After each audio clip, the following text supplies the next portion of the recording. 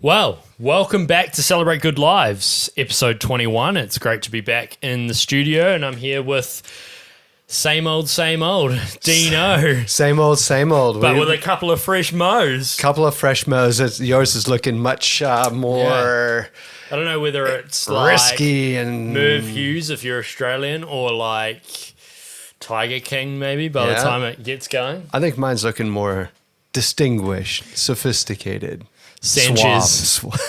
I was thinking Dirty suave, Sanchez. but yeah. Hey, we're back in the studio, and we just wanted to sort of have a bit of a chitty chat today because we've got a little bit to talk about. And the thing that really is sort of on our minds at the moment is what we've been up to. The podcast has been sort of changed direction, not really, but still talking about the same stuff, but just we've had some cool guests on board. It's going up. It's gaining some traction. It's I guess if you could look around at us and see this, it is actually a studio now. Yeah, you're right. And it is taking some time to put these together, and it's fun. Absolutely.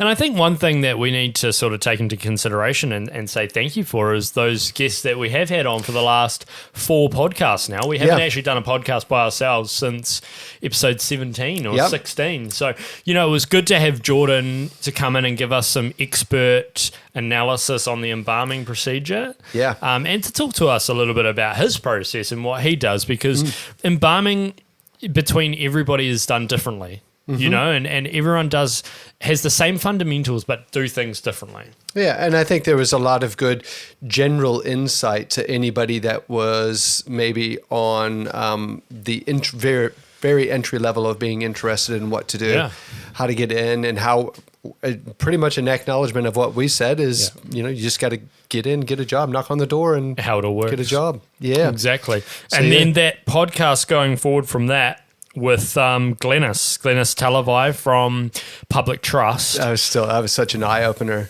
and I have taken the information from that podcast forward to my daily conversations with people about do you have a will? You don't know how important it is, and it certainly plays out every day. Yeah, and I think it was just good to have a chat with her and to talk to her about what they do. I mean, I didn't realize the scope of what the Public Trust does and how it all works, and you know, obviously they're a Crown entity, but at the same time, they work for people, and it's very interesting. It was a very interesting podcast, and for us, it was new for us because we did it via Zoom, and yet, you know, I know from your perspective with the editing side of things, it was like, whoa, okay, how are we going to do this? It was good, and you know, going forward, we've got I'm headed up to Auckland to do a couple of embalming fellas coming in from overseas to talk some more embalming. Yeah, and then we've got some other people that have put through requests about coming on for an episode, some overseas, so.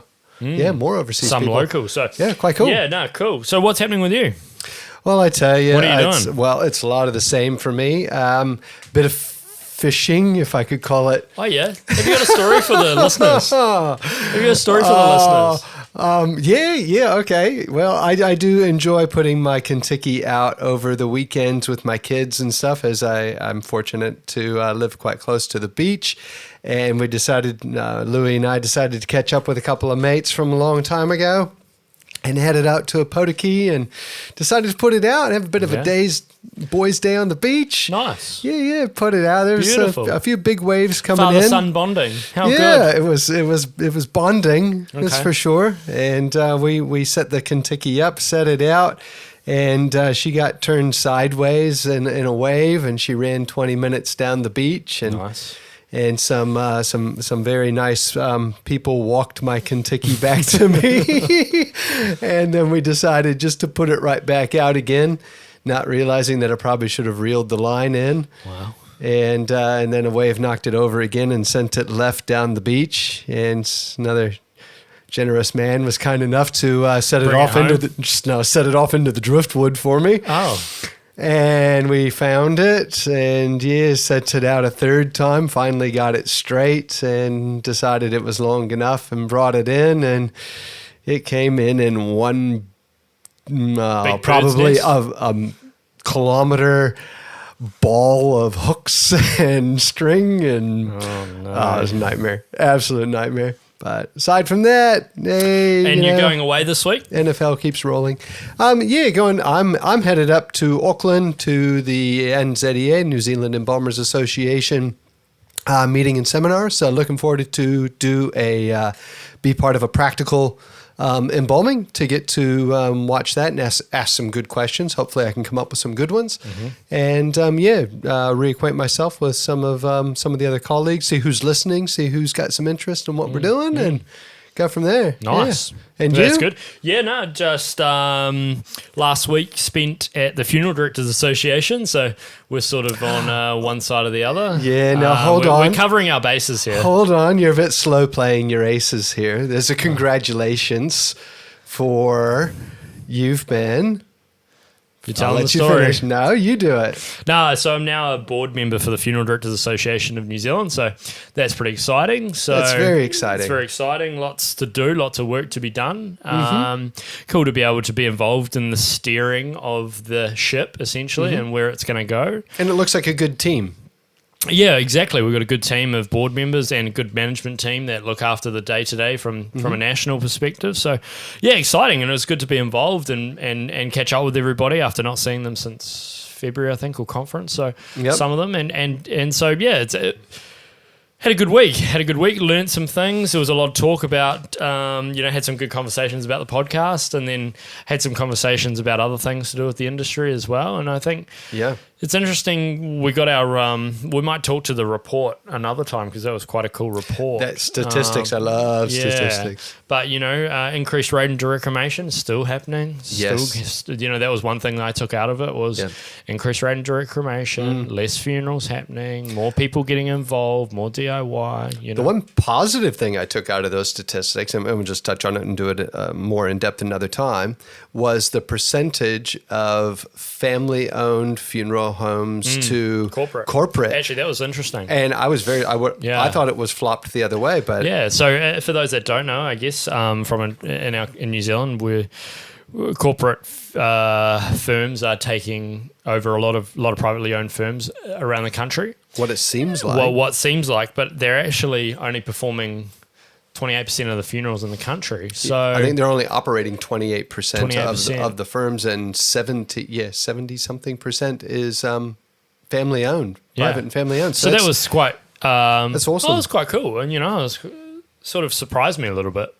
Yeah, surprised me because they have been buying up. There's two big firms in this country, Propel and Vocare. They are buying up large and buying up funeral homes everywhere, and what looked like the monopoly. It seems like they make a lot of newsworthy statements about that, because they do seem to be high profile, large businesses.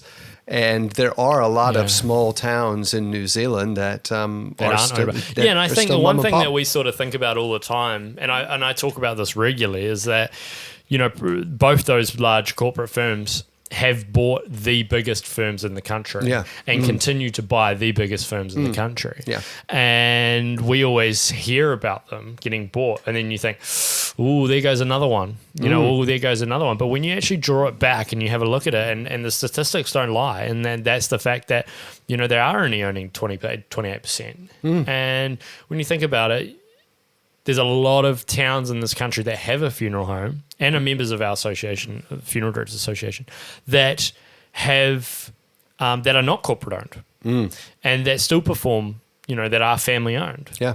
And we know some friends of ours, that have just sold recently, and there's no good or bad to come out of it. It's just it's all individual. It's all individual. Everyone makes their own decision about what they want to do. So yeah.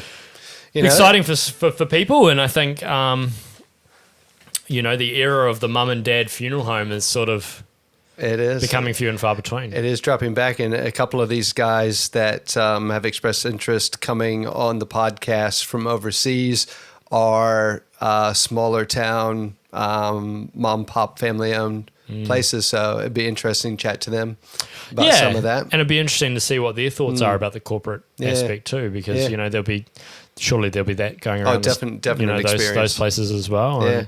So it'd be interesting to see what happens. Yeah.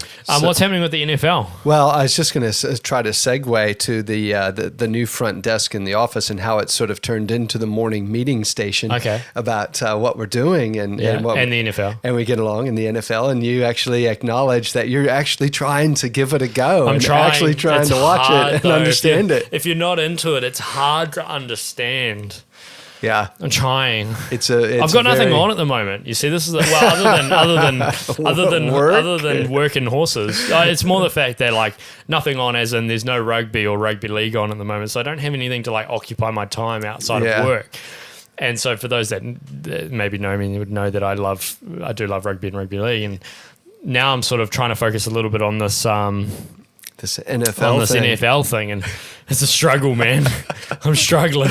Yeah, it's good. No, it's been good. There's usually like one or two teams that are a straight runaway, head and shoulders above everyone.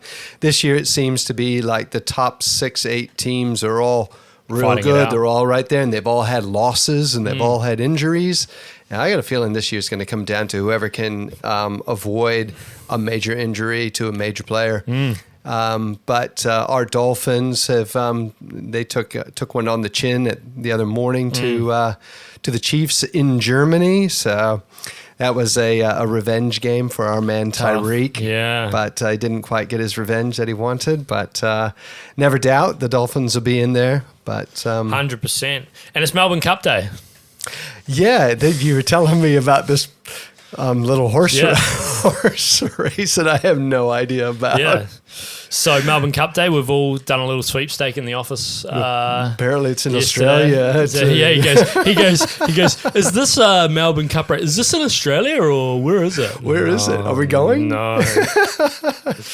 You pick your horse, Dean, mate. Just move on. Yeah. So we put a few coins in and we picked a horse. So yeah.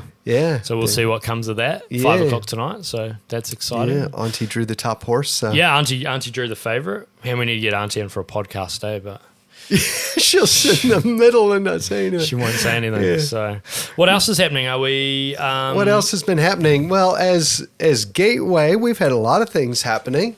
We've really made a lot of end inroads with community education. I did a really nice talk with the University of the Third Age. I think I've mentioned that in the past. That was really supportive, really good feedback on the day, really well attended. So and then we've got you and another I. one on Monday. Yeah. Yep, you and I have one coming up in Colorado. And I got that pronunciation right. Yeah. And so I got that one coming up. And so, if you're listening, you're part of a group, you would like some interesting speakers, we're, readily available. Aside from that, we've got some new planning booklets that are up and available. If anybody needs one, wants one, please let us know. Otherwise, really working hard on just we implemented the new grief care model. Yes, we're going to do our first referrals. So, we did come on board with the Grief Center. Maybe give the listeners the reason behind why we're doing that. Well, we both brought it up separately, but we both feel like we as individuals and service providers and a business owner feel like we need to have a full circle of service. Right. So people come into our lives when they get sick, or into our professional care when they get sick, going downhill. We become aware of them. They pass. We go through with them through the service, and then it seems to end. So we decided to try to bring that circle closed and try to look after our clients after the funeral. Because a lot of the time, and every funeral home that doesn't have a grief or an aftercare model in place would find that they have dealings with them after the funeral, invoice, death certificate. Once the account's paid, we tend to not have any contact with them. And you feel like you're missing part of the experience for them, and you're missing that, well, hold on a minute, we were there for them for the funeral, but then we can't physically be there for them afterwards constantly because we've got however many other families that we have to deal with New as people well. coming. And so we sort of thought, we took that on the chin and sort of thought, you know what, we actually need to do something about this and sort of maybe outsource it and get someone to help us with it. Mm-hmm. And that's what we came up with. Yeah, and we found the Grief Center. And I think in my past, I had the same thought of trying to set one up for myself. You had some of the same thoughts, and together then we found this and got to listen to what they do, get a chance to look into it. And I think essentially, you know, in the end of it, we wanted to be perceived as being something more than a bill, because that's the last correspondence we have with someone, and that's where it ends, is a bill. And it's important to be able to, I guess, provide more value as well. You know, we want to provide value. We want to feel like people are satisfied with the service that they've received.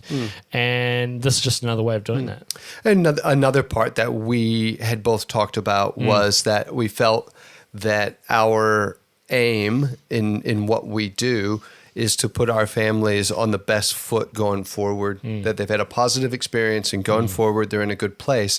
Well, this is just a checkup on them and a checkup on us to make sure that, you know, that the service we're providing is good as well. Yeah. Absolutely. And well-rounded. So. Oh, well, that's good. So, yeah, we've sort of been busy in the background. You know, obviously with the podcast, Dino's going away on Thursday to then catch another couple of podcasts up in Auckland. So we've been working on getting those sorted. So we appreciate that. Be flying solo. Yeah. So hosting. Brad's had the sack, so he might not come back. Yeah. And then we're gonna we've got a few cool ideas for podcasts coming up, but we just thought we'd check in today and just sort of see how everybody's going and see what's happening. And we came up with a few more radio spot content ideas going forward. And continue that. So it's been good feedback when we've been out and about in the community saying, oh, that's right, you're the guy from the radio. Yeah. So that's cool. It's good to see that things are working out. We stuck our neck out there on some things, and we're willing to take a bump. But. Absolutely. And you know it's getting close to Christmas when the turkey arrives at the funeral home. My turkey arrived just about 5 minutes before we started. I ordered a turkey from the South Island. It's all good. I just saw it. Oh, what is that? Yeah. You can't be serious. Yeah, man. Yeah, my mom's coming for Christmas, so I got to have the goods. Yeah, be the first time I've seen my mom in 8 years. So looking forward to that. Exciting. Exciting times. Well, great to catch up with you. Good to be back in the studio. Yeah, thanks for being here. That was a quick one. Everything's just a quick check-in with everybody. Everything's feeling good. And we're letting everyone know what we're doing. So we'll have some good content coming for you in the next week or so. Well, I'd say if always open to comments, suggestions. If there's something that you'd like us to find a guest for or a topic about, hit us up on our Facebook page, Instagram page, the YouTube comments, whichever. Always looking for something new and exciting and a challenge. Sounds good. All right. Catch you guys soon. That was Celebrate Good Lives for episode 21. Awesome.